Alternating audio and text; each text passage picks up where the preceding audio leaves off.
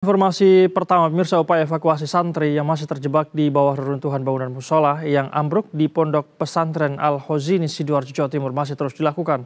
Diakui tim SAR gabungan evakuasi sempat terkendala struktur bangunan yang tidak stabil. Dalam rilis tertulis Kepala Basarnas Marsikal Madya Muhammad Syafi'i, kondisi reruntuhan bangunan masuk tergolong tipe pancake, yakni reruntuhan berupa material beton yang bertumpuk dengan celah yang sangat sempit, kondisi tidak stabil, sehingga diperlukan operasi SAR dengan penanganan khusus oleh tim menggunakan peralatan khusus. Hal ini turut dibenarkan Kepala Kantor SAR Surabaya. Ia juga menyebut timnya berhasil berkomunikasi dengan suatu korban yang tertimpa reruntuhan. Namun proses evakuasi belum bisa dilakukan lantaran korban terjepit. Meski begitu, tim SAR terus memberikan makanan dan minuman sembari mencari cara untuk bisa mengevakuasi korban. Hingga pukul 12:30 siang tercatat ada 102 korban, di mana 3 diantaranya meninggal dunia, sementara 99 sisanya dinyatakan selamat. Adapun tim SAR diperkirakan masih ada sekitar 38 santri yang terjebak di bawah reruntuhan bangunan.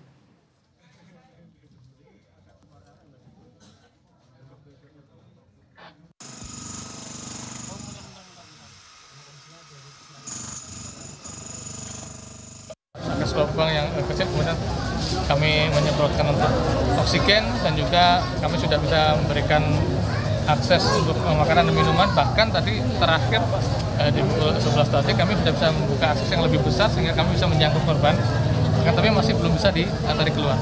Berapa tabung ya? Kalau itu kan hanya 1 tabung, cuma nanti kalau udah habis nanti di Kendala evakuasi sampai sekarang. kendala evakuasi masih sama, bahwa kami masih riskan untuk terkait runtuhnya bangunan-bangunan struktur yang memang tidak stabil. Tadi sempat menjangkau korban, ada berapa korban bisa dijangkau itu? Enggak, satu orang yang tadi bisa komunikasi itu. Kita sudah bisa menjangkau dalam artian bisa terpegang, cuma nggak bisa tertarik karena kondisi masih posisi sempit. Perkiraan makanannya seperti apa? Ya, kami minuman air mineral kita masukkan dan Pemirsa, untuk mengetahui update terkini sudah ada reporter Berita Satu, ada Juan Guardiola serta juru kamera Rahmat Aminuddin di sana. Juan, selamat sore. Seperti apa kondisi terbaru proses evakuasi korban di sana? Apakah ada korban baru yang berhasil dievakuasi atau seperti apa update-nya, Juan?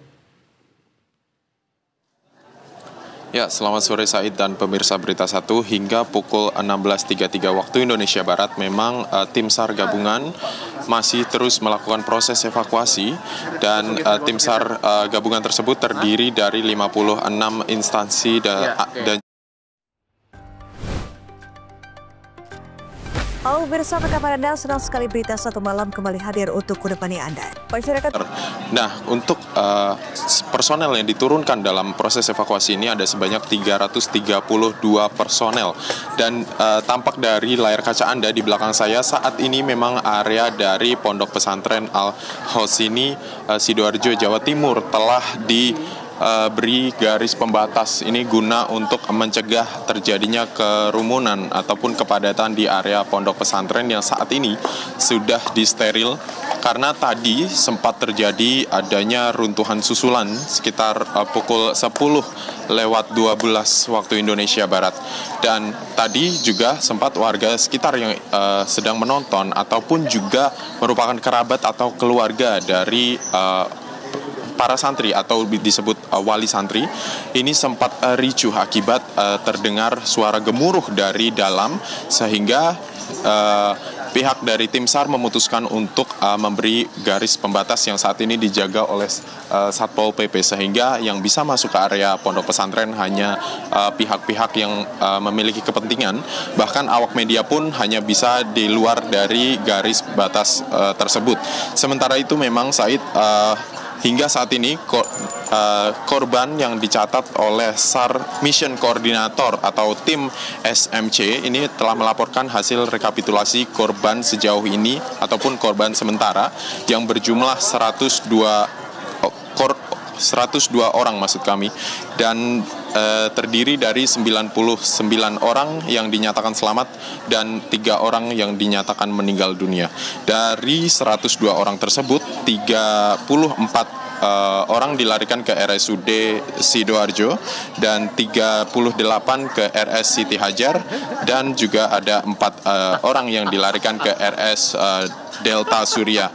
Sementara memang tim SAR gabungan masih terus melakukan proses pencarian dan juga evakuasi dengan menggunakan alat manual, karena memang secara perhitungan alat berat yang seharusnya bisa digunakan untuk memangkas waktu dan melakukan efisiensi dalam proses evakuasi, namun tidak dilakukan karena ada kekhawatiran apabila menggunakan alat berat, beton tersebut justru runtuh dan mengakibatkan yang tadinya ada potensi untuk menyelamatkan korban yang kemungkinan masih tertimbun reruntuhan ini justru gagal apabila menggunakan alat berat, sehingga tim SAR gabungan terus melakukan proses evakuasi menggunakan alat manual yang tentunya juga canggih untuk melakukan pemotongan beton dan juga nantinya bisa menyelamatkan para korban.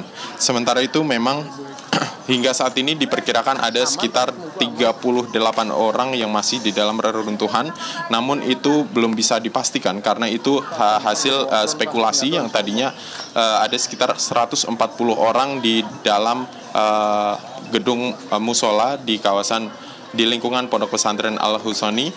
Al-Husini maksud kami, dan itu 102 diantaranya sudah dievakuasi, sementara 38-nya diperkirakan masih ada di dalam. Dan kami juga tadi sempat menerima informasi bahwa tadi di dalam ada suara orang yang meminta tolong dan sudah melakukan interaksi dengan tim SAR gabungan, sehingga ini terus dilakukan upaya-upaya untuk menyelamatkan, mulai dari memberikan oksigen, kemudian juga memberikan makanan dan juga minuman supaya para korban ini bisa terus diselamatkan. Sementara memang upaya-upaya terus dilakukan mulai dari pemantauan struktur bangunan, kemudian juga menyiapkan jalur evakuasi, dan Basarnas juga mempertimbangkan adanya kondisi reruntuhan bangunan yang berupa material beton ini yang bertumpuk atau dinyatakan seperti pancake begitu ya.